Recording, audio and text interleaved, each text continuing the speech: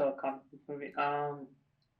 Hey, how are you guys doing? Hey. So like, Tyler, you're returning as Scott after I think it's been 5, 6 years since the show ended, but it's been I think 15 something years in the shows in the movie since the movie's taken place after the show.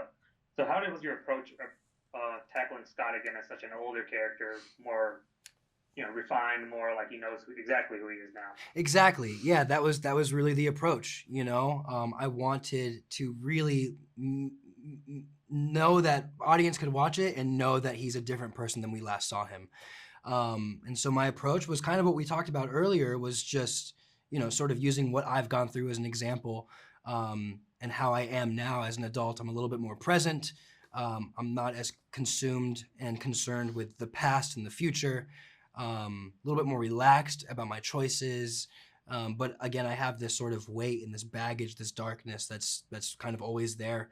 And so I wanted to approach Scott with that and see him in a different light. This is the first time we've seen him as an alpha, as a true alpha, as a werewolf, but like a little bit like forlorn and lost and not knowing his next direction. Whereas in the TV show, he didn't really have time to think about that because he was so distracted with saving the world and saving Beacon Hills.